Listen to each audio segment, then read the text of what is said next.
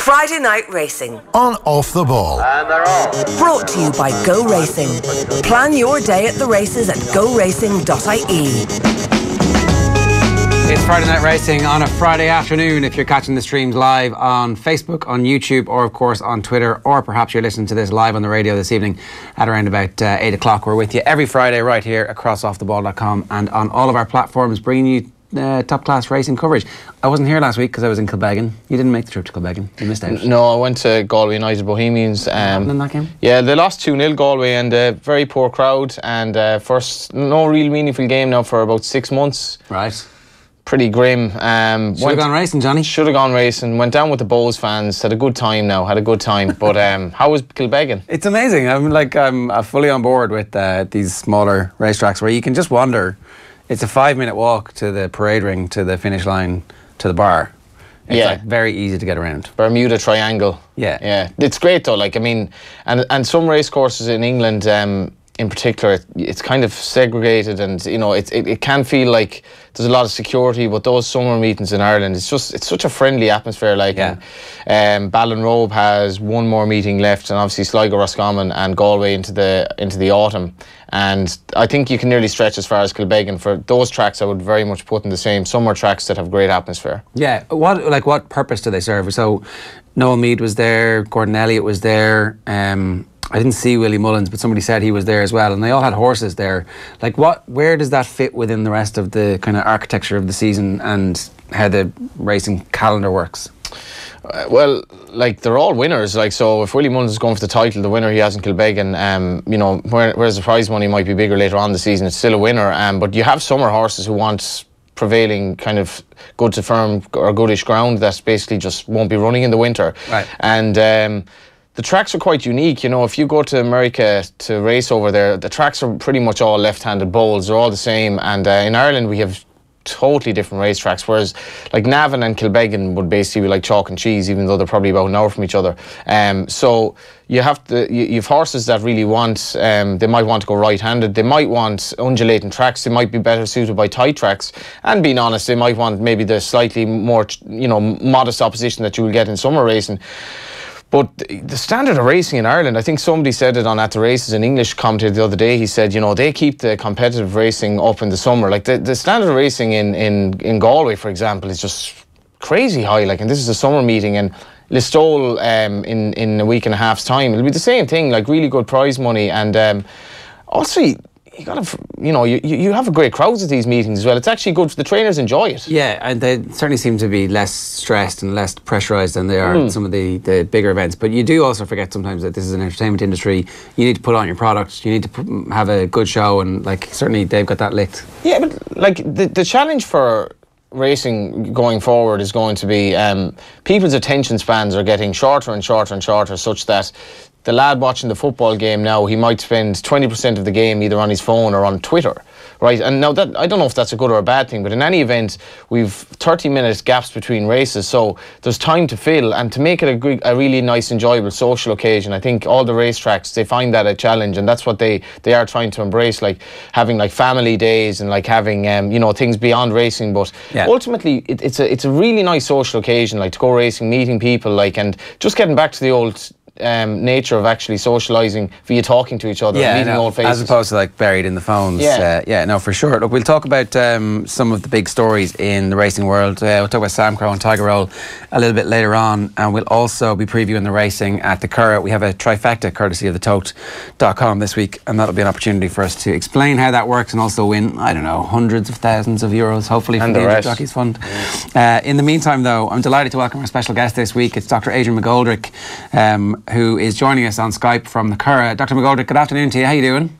I'm very well, Ger. Thank you very much for the invitation. Well, listen, thanks a million for joining us. Yours is one of those names that keeps cropping up in the various stories that we've been covering over the last while. And I think it might be no harm for us to do a little bit of a quick career retrospective, because I understand this is nearly the end of your time with the Turf Club. You've announced that you're going to retire fairly soon. So I always, in these instances, I'm interested in knowing just how embedded were you as a kid growing up in racing? Was it always something that you wanted to do, or did you kind of fall into it? A case of probably falling into it. I'm originally from Rathangan, which is about 10 miles from here. So when I was young, I used to cycle over to the Curragh to the races. but that was really the totality of it. Qualified in 76, went into practice in 1980 in Clonus for 5 years, came back to Newbridge in December 84, and I took over practice from Dr. Paddy Canty. Paddy was a racecross doctor in the Curragh, and at the time one of the doctors was retiring, so he asked me would I come on board at the Curragh. So I joined the Curragh 33 years ago as the local racecross doctor, but we did very little then, and we just strolled around, had a drink during racing, and we really weren't very much involved. But as time went on, as Paddy eased off his practice, I began to take over more of his patients, which will involve jockeys, trainers, and a lot of people involved in racing. At the same time, I was very interested in occupational medicine, and so I was doing a diploma in occupational medicine in UCD with the College of Physicians, and I was trying to find a topic which really I really wanted to concentrate on. And I looked at the occupational health of the racing industry, and that's probably 22, 23 years ago. I did my thesis on it, and that really got my interest going more and more. And at the same time, I was very friendly with Johnny Murtagh and knew the struggles Johnny was going through. And I suppose Johnny was the person probably I can thank or blame for having me where I am now.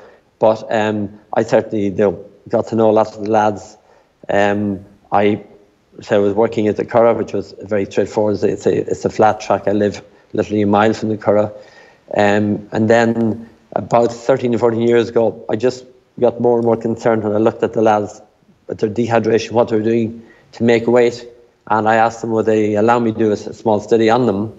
The late Ned Going had a veterinary practice just across from the Curragh. So I spoke in Ned, and Ned converted his equipment to take human blood. So 11 of the senior jockeys allowed me to take blood before and after racing, and it proved what I always knew, that these guys were seriously dehydrated during racing. Now, I went looking in the literature, and there were only 4 papers actually on jockeys in all of the literature at the time. So coincidentally, at that time, the inquiry was going on into the safety aspects in racing in 2004, and I made a presentation on making weight, and I made a recommendation that we should do further research. And I have to thank HRI in particular as funding it, and obviously Dennis Egan, my chief executive at the Turf Club. They totally came on board and said, look, we do need to do more research. So I linked up with Giles Warrington. Giles was based in the University of Limerick, senior sports physiologist, who'd been involved with a lot of the Olympic teams. And so from there we started the Turf Club research team, which has expanded quite dramatically now. We have Sarah Jane Cullen, who came through as one of our PhD students. She's now a lecturer in Waterford, and she's now overseeing 2 of the 3 projects which we've up and running currently. So over the last 11 years, we've done quite a lot of research looking at different areas of racing, be it bone health, looking at dehydration, looking at the energy expenditure during racing, and trying to find out more about racing. Now, we do liaise with our colleagues internationally, obviously, to make sure we're not duplicating what we're doing. We've Gillian O'Loughlin as our senior dietitian for the last 10 years, looking at dietetics. More recently, through the jockey pathway, we've Wayne Middleton, a strength and conditioning coach, working with our jockeys out of race. Ciara Losty, sports psychologist, which is a very, very important element. We've got involved the last 2 years. And obviously, from a physiotherapy point of view, we've had John Butler for the last 10 years working with our jockeys on track. We've really expanded that. John's on track now.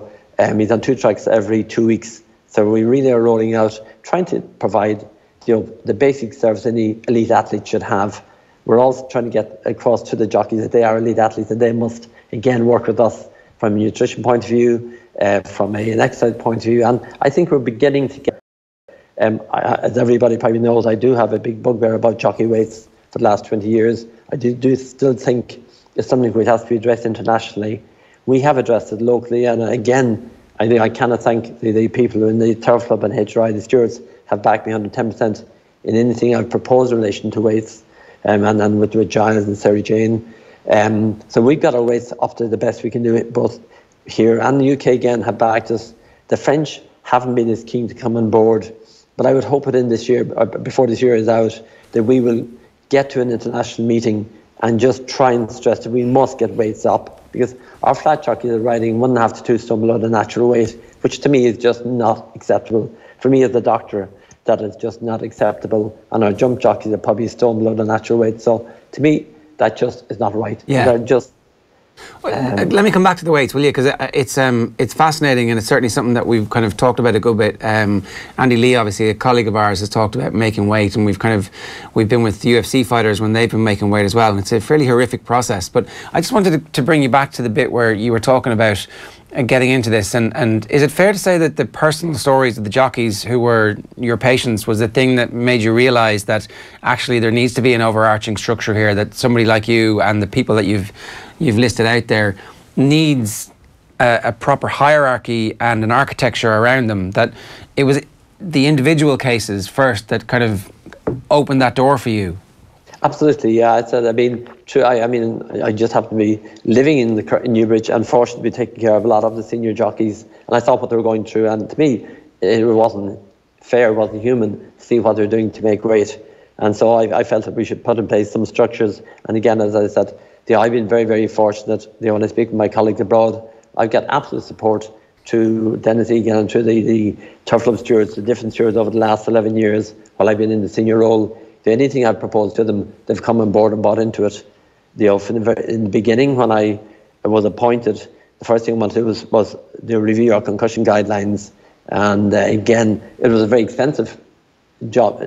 What I was proposing was certainly very expensive, but again, they bought into it to see the reason why we should have a very strict concussion protocol, which we've had in place for 10 years now.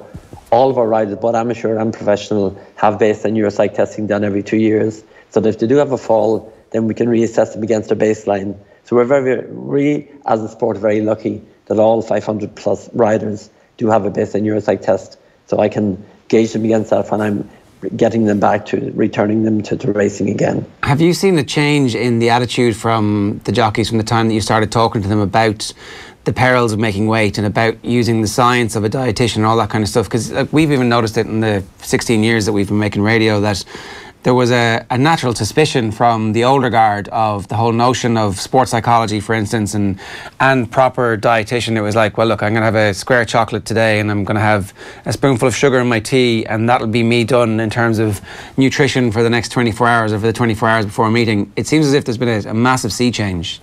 There has been, very definitely, and I mean, it's not just in Ireland. You can see in the UK have a fantastic structures in place. Same with my colleague Ben Massan in France.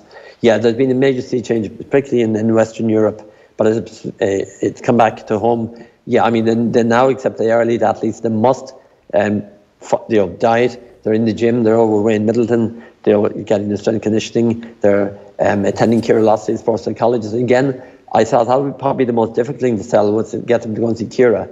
But I got one or two of the senior jockeys to go and speak with Curragh. They went back and sold it to younger lads. If they see the senior jockeys, if it's acceptable for them to speak to sports psychologists, well, then it was okay for them to do it.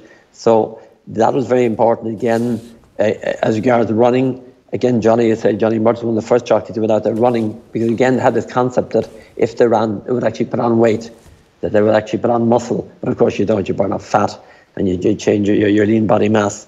And again, we now have a lot of riders are running. Again, if you go to any race meeting, you'll see some of the lads running on the track before the races, which is great, and I would like to see more of them doing it, being very honest. Yeah, Johnny, it's funny, like you think back to how the Premier League gets revolutionised by Arsene Wenger coming in and saying, why are you all drinking so many pints? What's the story with that, lads?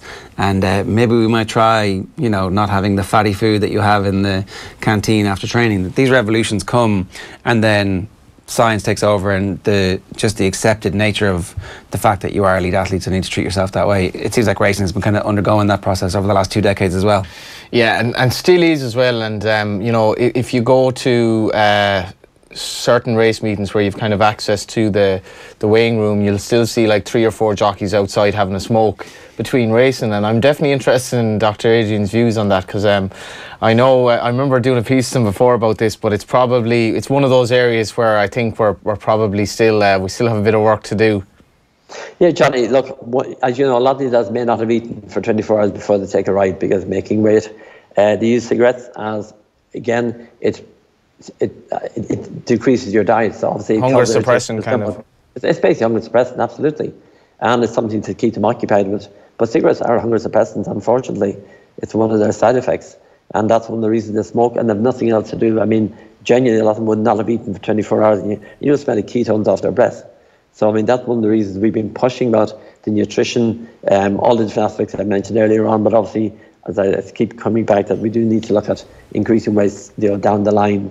But yeah, cigarette smoking, look, is something we obviously would love to see them all giving up, but it's like saunas, it's part and parcel of racing, and will be for the foreseeable future. You mentioned obviously the sports psychologist, which I'm very interested in. I didn't really know there was much of that in racing, but you did an interesting study on mental health as well. Obviously we had an interesting piece recently with Mark Enright, and he obviously extolled your role in his, I suppose, progression. But you did a study as well, didn't you, just to look into kind of mental health in jockeys that produced some quite remarkable results?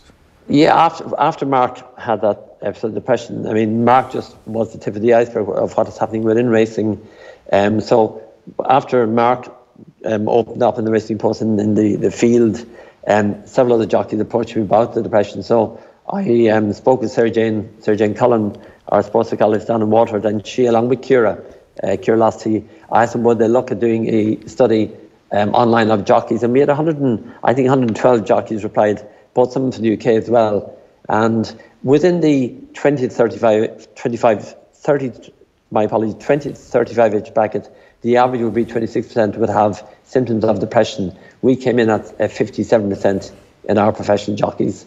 So we doubled the rate of depressive symptoms within racing. So naturally, as part of that, we propose two things. One, we need to get a sports psychologist involved. And we're very lucky that we have Curragh Lasty involved as WIT, but we also have a full backup 24/7 emergency number through the industry assistance program, which is funded through HRI and also through the Jockeys Trust. We also provide backup services. But certainly we realised then that we had a major problem. And now obviously the next step was, why do we have these problems? In the initial questionnaire, we only scratched the tip of the iceberg, but we now have a full-time 4-year research fellow based out of WIT looking at depression in racing. So we would hope that in the next 2.5 years, we will hopefully have found the underlying, not just the underlying causes, but put structures in place to manage it into the future. It strikes me that when you were dealing with the jockeys and they were just, you must have realised that they don't really have the power of a single trainer, and they don't have job security. It's an unbelievably difficult thing, and they're very lucky to have somebody who can kind of come along and say, okay, actually, I can diagnose what the issues are here, and I can explain to the industry why we need to help them. Yeah, well, look, I keep saying probably if anybody was asked me what is the most important thing I've achieved in the last 11 years, it's probably getting their trust. I think that's been the most important. Once you have that, you can do anything. And again, I've been very lucky that within Ireland, I have a racing authority which allows me to be the advocate for the jockeys, because at the end of the day, the IHRB, the former trust, Turf Club, are my employer. So my role is to basically do as is directed in my contract. But they know that the jockeys come first in my life, and they're quite happy to live with that. And so that if I advocate on behalf of the jockeys, they know the reason why I'm doing it. Yeah, and I guess it must be fulfilling then from your perspective as well, that like people like Mark Enright come out and say that has a meaningful impact, but that there is an openness in the aftermath of that you're not just doing this for one person, that ultimately these are stories that do tip the scales and do begin to affect real change. It's quite remarkable, actually, Ger. After Mark wrote the piece in the Racing Post and then followed up in the field, the amount of both trainers and jockeys approached me, obviously mainly jockeys. And I was just commenting, in the last 6 months, I've probably spent as much time, if not longer, dealing with psychological problems in jockeys as with injuries. I would say on average 1 or 2 jockeys a week with psychological problems, and of course they take a lot longer to deal with than obviously a straightforward injury. But at least they're coming forward, ringing me and coming down to visit me in my surgery in Newbridge, or speaking with them online, referring them on for counselling, etc. I mean, we've been very lucky again to have the backup of the Jockeys Trust and Injured Jockeys from the fund. I mean, last year alone we admitted 4 jockeys to St. Pat's with severe depression. 3 that were in for 3 weeks, 1 that was in for 6 weeks, fully funded through the Jockeys Trust, and we split it 50-50 with the Irish Injured Jockeys Fund. So they're very lucky also in racing that they have this backup. But again, it's their money. I mean, this is money which is deducted from their fee. And so if they do get ill, they have the backup. They know they can ring me, and I will liaise with the IGF and the Irish Jockeys Fund, and if they need admission to a hospital, we can get that for them. So it works both ways, being very honest. Like, this is staggering stuff now, where he's talking about having to deal more with psychological issues than dealing with physical injuries in what is clearly one of the most dangerous sports in the world in terms of physical injuries. And the fact that lots of jockeys, as he referred to there, are basically wasting a lot. They're not eating properly. They work extreme hours at times. They're travelling a lot, and a hell of a lot of them are just struggling professionally in the sense of they're not really riding winners, and their confidence is low, and one thing leads to another. And I think what Mark Enright has done, and what obviously by extension Dr Adrian has done, actually other sports could look into this in terms of 24/7 call line. We don't want another tragedy in sport. We don't want another tragedy in Irish life. We have too many of them in that regard, and I can't say enough for what he's done in that regard. I suppose more so since Mark Enright came in, but it's really revolutionary, and I think that's a great kind of support for jockeys who are obviously struggling. As you mentioned there, I wasn't even aware of those figures with St. Pat's, and it's going to be like that, and they have to realise that there is help there and that they can get through it, and I think he's done an amazing job in that regard. Yeah. Adrian, what is the underlying, like, I know you've got a 4-year project undergoing, you're only a year and a half into it by the sounds of it, but from your own instinct and from your own experience and having kind of dealt with jockeys for 4 or 5 decades at this point, what do you think are the underlying causes that you have a prevalence of 57% of people exhibiting? I think there are several things, Ger. I mean, they work very long hours, and there's uncertainty in the job.